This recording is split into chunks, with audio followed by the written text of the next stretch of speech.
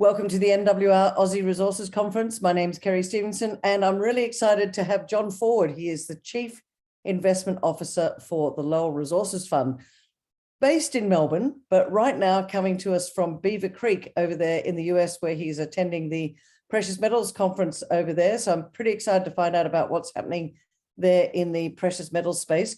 But just by way of background, John is a qualified lawyer and a geologist. So I guess he understands not only the rocks, but he understands the money, which is pretty cool. I've known John for quite some time. Good to see you. Thanks for joining us from Beaver Creek. Kerry, I'm also excited to be chatting to you, and thank you for the opportunity. It's great and very timely. Great to be here in Beaver Creek, getting a view from the other side of the world as to what's happening in the resources sector. Yeah, what's the mood like over there, John, before we get stuck into some of the more specifics?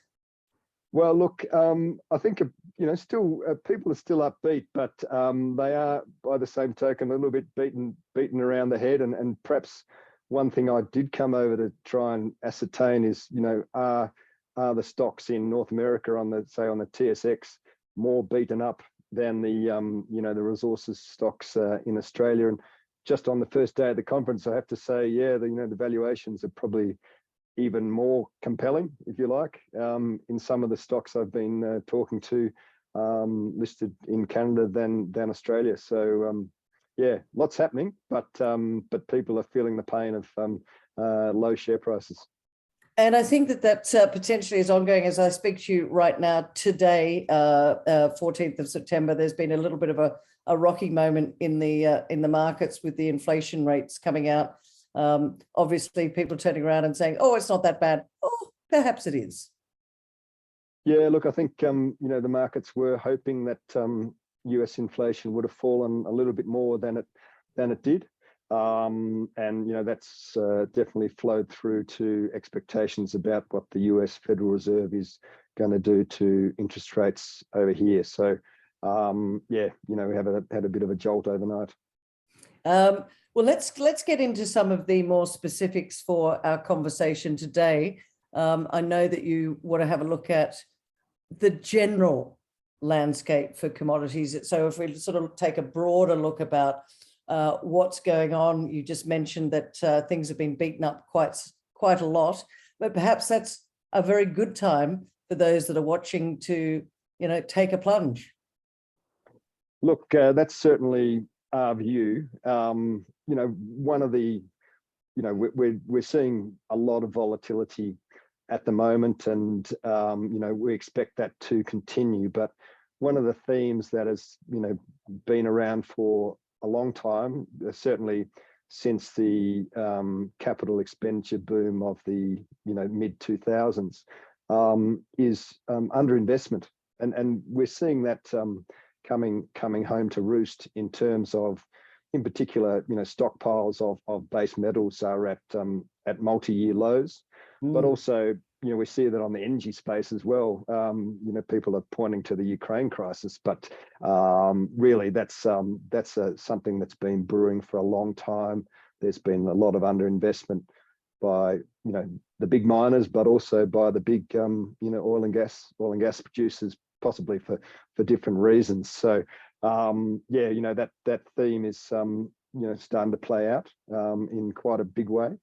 The other theme that we're sort of seeing is, okay, we talked about the Fed hiking rates, and they'll probably continue to do that for at least the near term. So what happens to commodities during a period of rate hikes? And actually, commodities are one of the best, if not the best performing asset class during periods of rate hikes. Looking back at the 9 previous periods of Fed rate hikes. So look, it's there's some pain being felt on the share price front, but if you take a step back, the picture is definitely not all gloomy. Yeah, and I think it comes down to the psychology of markets as well, isn't it? We all tend to follow in the same direction and worry about things. But as you said, during the rate hikes, commodities actually do quite well, but maybe there's a bit of a lag. Yeah, look, I think there definitely is a bit of a lag. I've got a slide coming up which shows the gold price and in terms of how it reacts to CPI during the 70s. Yeah, I think we'll see. As I said, we'll continue to see a lot of volatility, but the fundamentals over the midterm we expect to come out on top. Can you just explain this slide to just go back to that previous slide, if you wouldn't mind, John?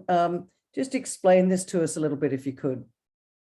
Yeah, look, this was something put together by Wood Mackenzie showing how the capital investment across the mineral sector has stagnated over the last probably 7 or 8 years, and really plummeted since the peak a decade ago. So if you stack that up against what's forecast on a best case scenario, we're still, in terms of capital investment over the next decade or so, we're still under investing. When you compare that to the forecast demand for a number of key metals due to the decarbonisation and electrification theme, we're going to be way behind, and we're going to be way short of supply that's required. John, do you think that's because those people that are coming out and saying, we're going to electrify the world, and we're going to decarbonise the world, have actually no idea that you don't just turn a tap on and the copper comes out? Look, I think, yeah, that's right. Talk to people who aren't in the mining industry, and they say, oh, well, prices will go up and that will catalyze, new investment and new supply will come on.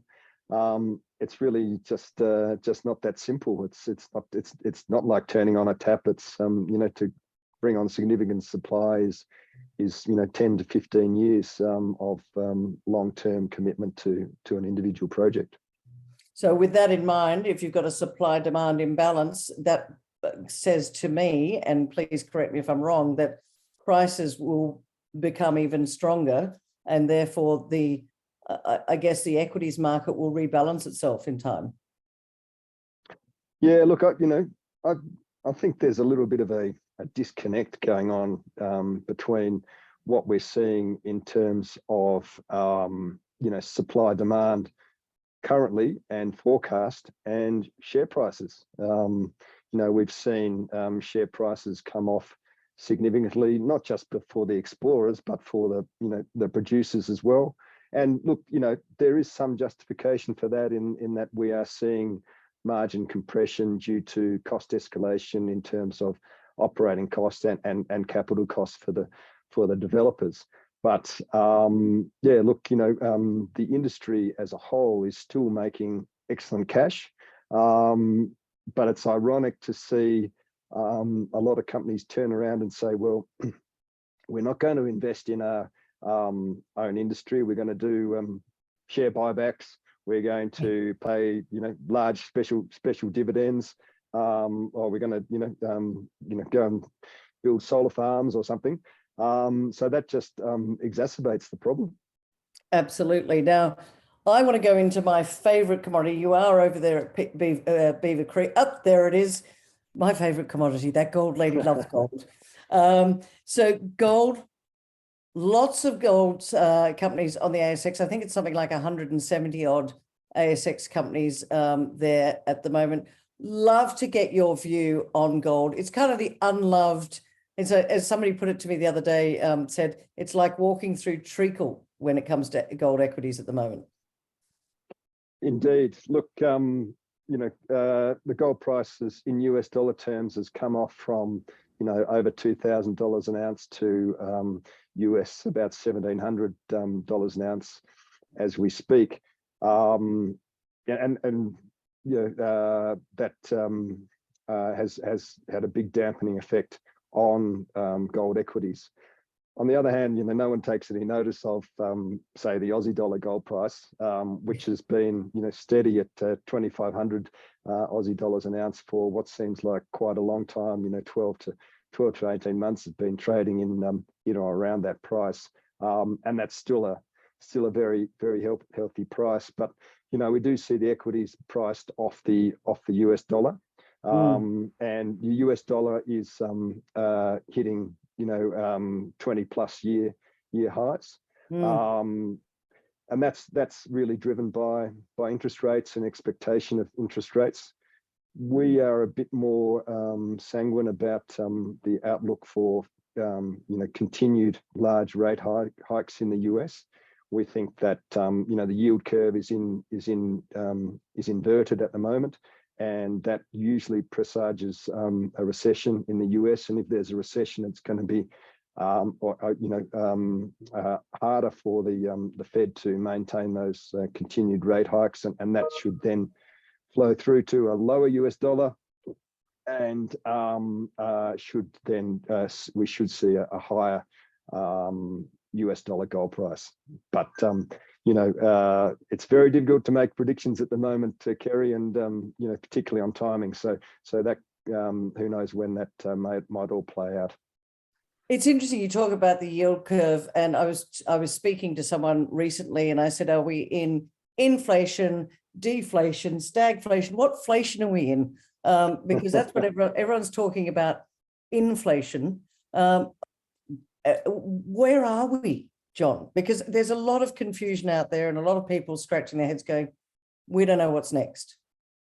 Indeed, but look, technically, the US did enter recession last quarter, but it's a funny sort of a recession with very, very low unemployment and a number of other positive factors at the same time.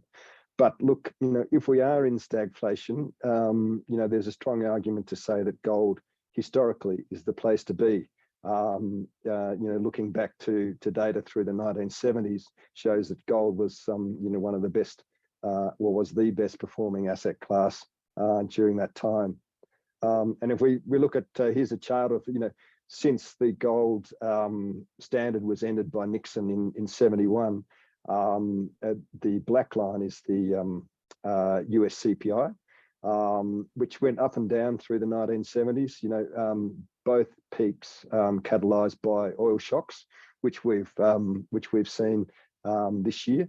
And you have seen, the gold price, while that first oil shock in around 74 doesn't look all that dramatic in terms of the peak to the gold price. That was a tripling, at least, of the gold price during that period. And then, subsequently in the late 70s, we saw a quadrupling of the gold price when inflation peaked at over 15% in the US. So, look, we haven't seen that this time around yet, but in that second period there was some slower catch up by the gold price until it went exponential.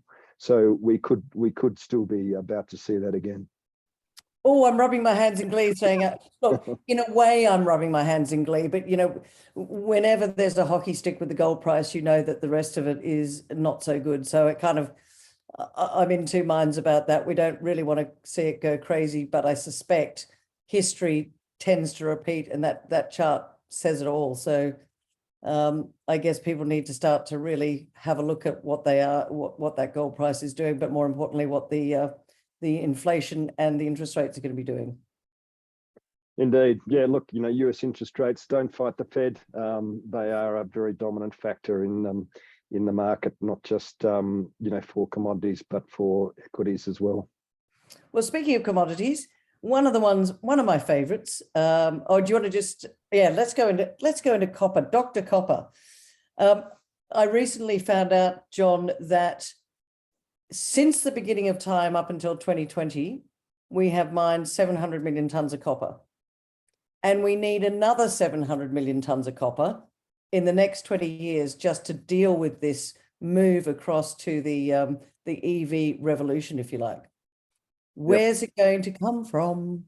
I don't know if I can answer that question, Kerry, but I can tell you, look, 700 million tons. The current exchange inventories on the main exchanges globally are down to something around 100,000 tons, which We're currently using globally a bit over 20 million tonnes a year.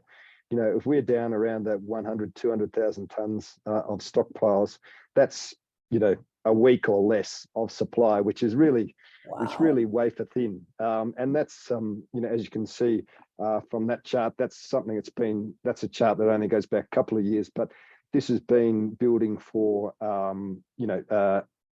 years and years. And it's not just copper that's, in short supply. Nickel is the warehouse stockpiles are very, very low. Aluminium warehouse stockpiles are very, very low. And some of the other base metals as well are lower than average. So you can see there on the right hand side, copper exchange stocks over 5 years have been falling, and on the left hand side you can see the 15-year averages annualized. That grey bar is the high and low of what you would expect to see by month in terms of copper stockpiles. And we are, you know, that little orange line or red line, we're below even the lower bounds of what we've seen over the last 15 years. So yeah, stockpiles are very, very low. And, you know, we could see, a spike in copper as a result. John, you've been in this industry for quite some time. Have you ever seen the stockpiles at these sorts of levels? Well, no, look, you know, not that I can recall. And the other factor is that, you go back 15 years and we're at lower than we've ever been. But 15 years ago, we were using a lot less copper than we are today. I think, 15 years ago, we were, sort of around 15 million tonnes per annum, and now we're 21 million tonnes per annum. So that means those low stockpiles are actually even worse than they would have been over that period. Does that mean that in order to rebalance, the copper price is going to have to start to go up to get some of these mines to come into production a little bit more quick? I mean, you can't, as I said before, you can't turn the tap on and out comes the copper, but does the price need to increase in order to ramp things up a bit? Look, I think, people, a lot of analysts were saying, okay, it's 2025 when the squeeze is really going to happen from mine supply. But looking at the current situation, I think the squeeze is almost upon us already. And well, yes, look, high prices are the cure for high prices, as they say, or low price, vice versa. But as we mentioned earlier, it takes a long time to bring new copper supply online. And then, the risks and pitfalls, as we're seeing with some of the big suppliers in places like Chile and Peru, are quite significant. Chile's largest producer, which is Codelco, and Chile has been called the OPEC of copper because it produces about 25% of the world's copper. Look, Codelco is saying we're not going to produce as much copper in the next 5 years as we have over the last 10 years, which is a serious worry. Well, wasn't Chile's government changing things in terms of, was it royalties, or it was becoming a bit of a tricky jurisdiction? Is that correct? Yeah, look, there was a proposal for a whole new constitution. And that was voted on just in the past week or so, and actually got knocked back. So that has been viewed as a positive for the mining industry in Chile. We'll see about that, but it does mean that it looks like the status quo should remain for the near future at least. All right, so what's next, John? What are we going to go into? Base metals. All right. Well, what are base metals used for? Yeah. Well, base metals, a lot of them are now being touted as battery metals, and this is not new news, but some of the analysis of what's required in terms of increased production to meet some of the demand for the electrification of the world's fleet or just more generally decarbonisation is enormous. Yeah, there's definitely a disconnect there. With the rising demand and these falling inventories, again, do you see that there'll be pressure on the prices for base metals? I guess what I'm asking for, this is a lot of people listening to us today, John, will be people that are looking at how they can not only protect their wealth, but grow their wealth going forward. Do you think they should be looking at base metals? We spoke briefly about gold. I want to come back to gold again, but is base metals something that you would be looking at as well? Absolutely. We're not alone in looking at increasing our exposure to copper. We've seen the biggest mining companies in the world. BHP made a takeover for South Australian copper miner Oz Minerals, which got knocked back. Rio Tinto is trying to take out its at Turquoise Hill, the operator at Oyu Tolgoi, also running into a bit of a roadblock there. We think that copper has a very favourable outlook, but also the other base metals, nickel, zinc, all look to have pretty positive fundamentals. Well, with this pullback in the market today, the biggest pullback has been in the tech stocks, not the commodity stocks, which tells me that sentiment could be shifting. However, we're running out of time. I want to make sure that we cover the energy crisis. And with energy comes oil and gas. With oil and gas, a lot of Aussie producers are there. What are we looking at? You're not going to turn off fossil fuels tomorrow to go fully renewable. And there is my favorite slide. Look at that. Look, I think, the lesson that perhaps is being learnt, particularly in Europe at the moment, is the transition to renewables is not going to occur as quickly as we might hope. The base load is still being provided by fossil fuels. And to make that transition is going to take decades, not something that we can just say, yep, let's do it, and next year will be all renewable. So while we might hope to be much cleaner and greener, the fact is that the globe will require fossil fuels for quite some time to come. On the other hand, as I mentioned at the start, the capital investment in fossil fuels is dropping, and I've had coal companies say to me, we don't want to invest in our own industry anymore. We want to go and build solar farms. We want to build wind farms. We want to invest in copper or something like that. That's fine. They're allowed to do that, but it doesn't make the demand go away. In fact, it perhaps makes the prices even higher. Yeah, and we're running out of time, so I want to make sure that we just get through. I know you've got a couple more slides. I want to make sure we get through those before we have to finish up. It's a bit of a busy day today, John. What about the Aussie companies in oil and gas? Are they well placed, do you think? Would you suggest that does the Lowell Resources Fund look at the oil and gas sector?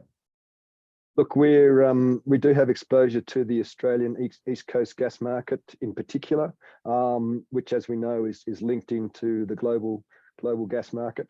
And we haven't seen prices for gas in Australia go exponential in terms of longer term contracts, but we've seen prices double at least in the last couple of years.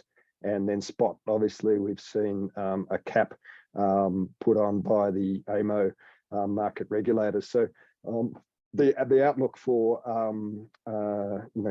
gas producers on the east coast of Australia is rosy, so long as they can get their projects permitted.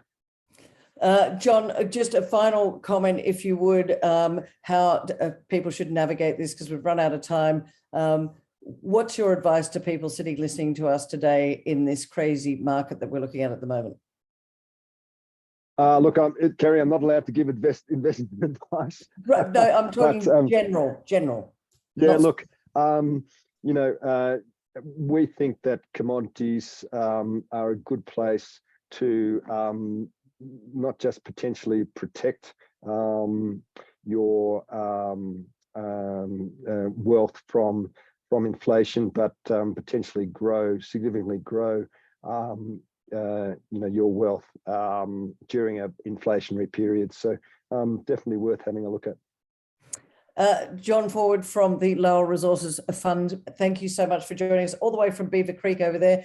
Have to come back and have a chat with me once you're back and give us an update on what's going on. But for now, thanks for joining us at the NWR Aussie Resources Conference today.